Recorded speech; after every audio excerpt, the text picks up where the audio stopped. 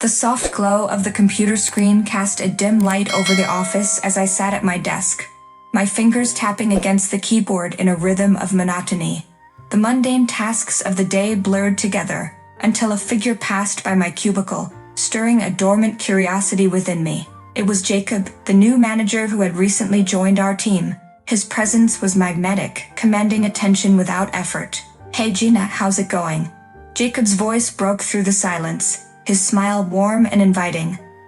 I glanced up, meeting his gaze with a forced smile. "Oh, you know, same old, just trying to make it through the day." Jacob leaned against the cubicle wall, his eyes sparkling with mischief. "You should take a break sometime. Maybe grab a coffee with me." I hesitated, my mind racing with conflicting thoughts. I was married to Oliver, a fact I couldn't ignore, yet Jacob's charm was undeniably tempting. I don't know." Jacob's smile widened, sensing my uncertainty. "Come on, it'll be fun. A little break from the daily grind won't hurt." Despite the warning bells ringing in my mind, I found myself nodding in agreement. "Okay, sure, why not?" As Jacob walked away, a flutter of excitement stirred within me, mingling with the guilt that threatened to consume my conscience. The allure of Jacob's company was irresistible, igniting a fire within me that I struggled to extinguish. Days turned into weeks, and casual coffee breaks with Jacob evolved into clandestine meetings, hidden away from prying eyes. Each encounter fueled the growing tension between us, blurring the lines between professionalism and desire. One afternoon, as we sat in a secluded corner of a quaint cafe, Jacob's gaze lingered on me with an intensity that sent shivers down my spine. "You look beautiful today, Gina," Jacob remarked, his voice low and husky. I shifted uncomfortably in my seat, acutely aware of the boundaries we were tiptoeing around. "Thank you, Jacob. But we shouldn't be doing this." Jacob leaned closer, his breath warm against my ear. "Why not? Life's too short to deny ourselves what we want." His words were like a siren's call, beckoning me towards the edge of temptation. Before I could protest, Jacob's lips met mine in a forbidden kiss that ignited a firestorm of emotions within me. Rational thought fled in the face of overwhelming desire, and I found myself swept away by the intoxicating thrill of the forbidden. Guilt gnawed at the edges of my conscience, but the allure of Jacob's embrace was too strong to resist. As we parted ways that evening, a sense of inevitability hung in the air, sealing our fates in a web of deceit and desire. Little did I know, this moment marked the beginning of an affair that would unravel the fabric of my life. The atmosphere grew tense as I sat at my desk, stealing quick glances at Jacob across the room. The weight of our undisclosed situation hung heavily between us, a silent reminder of the hidden truth lurking beneath the surface. Suddenly, the door burst open, causing me to startle in my seat. Oliver appeared in the doorway, his eyes widening in shock as they landed on Jacob and me, frozen in an awkward position. "Gina, what's happening?" Oliver's voice quivered with disbelief, his hands clenching at his sides. I scrambled to find the right words, my heart racing with anxiety. "Oliver, it's not what it seems." But before I could explain further, Oliver's expression twisted into one of anger. With no warning, he lunged toward Jacob with a force that rendered me speechless. "Oliver, please." I pleaded, but my cries went unheard as chaos erupted in the room. Furniture crashed to the ground, papers scattered, and the sound of shouting filled the air as my worlds collided in a tumultuous clash.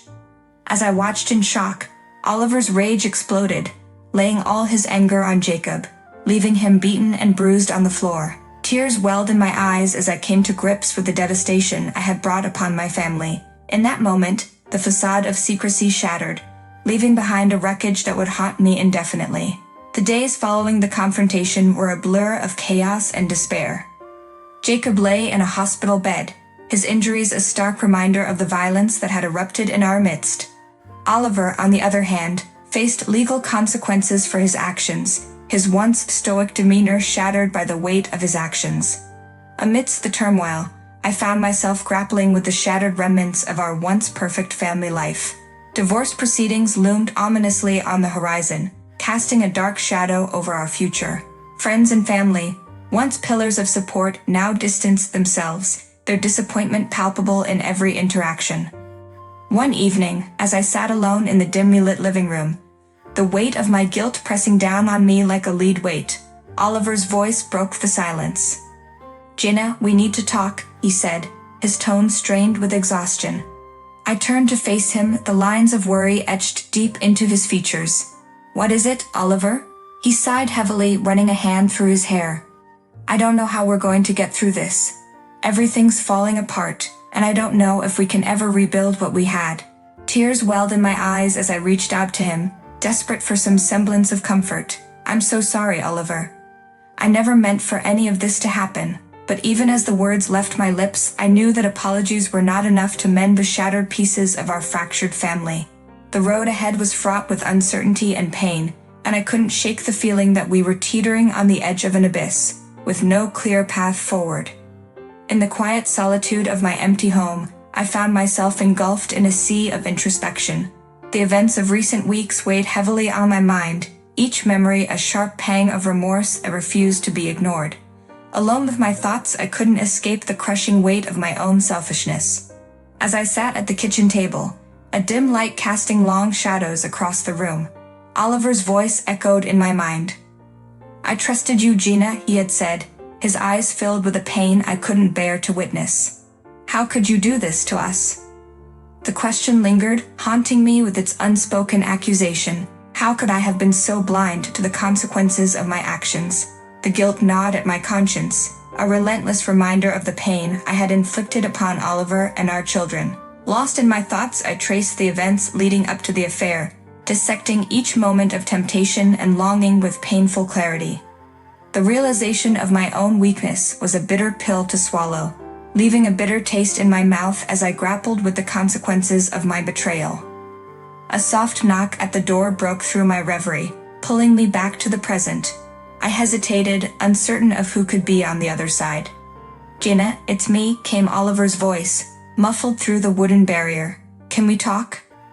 My heart constricted at the sound of his voice, a mixture of longing and apprehension swirling within me. Slowly, I rose from my seat, crossing the room to confront the specter of my past mistakes. As I opened the door, Oliver stood before me, his eyes tired but determined. "I know we have a lot to talk about," he began, his voice soft with resignation. "But I need to know, do you still love me?" The question hung in the air, heavy with unspoken meaning. For a moment I faltered, unsure of how to respond. But as I looked into Oliver's eyes, I saw the flicker of hope that refused to be extinguished. "Yes, Oliver," I whispered, the words a silent vow of redemption. "I still love you." In the aftermath of devastation, I found myself clinging to the fragile threads of hope, desperate to mend the irreparable damage I had inflicted upon my family. With each passing day, the weight of my remorse grew heavier, driving me to seek redemption in the eyes of those I had wronged.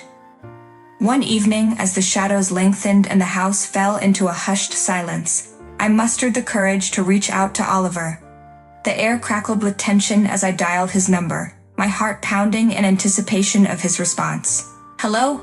Oliver's voice, tinged with wariness, echoed through the receiver. "Oliver, it's me," I said, my voice trembling with emotion. "Can we talk?" There was a long pause on the other end of the line, punctuated only by the sound of his ragged breaths. "I don't know, Gina," he finally replied, his tone guarded.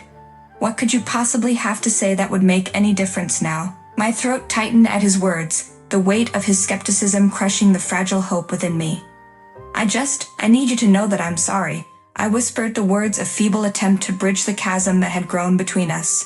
"I never meant for any of this to happen. I love you, Oliver, and I'll do whatever it takes to make things right." There was a long silence on the other end of the line, stretching into eternity as I waited with bated breath for his response. Finally, Oliver spoke, his voice barely above a whisper. "I don't know if I can ever forgive you, Gina," he said, his words heavy with the weight of his pain. "But I'm willing to try."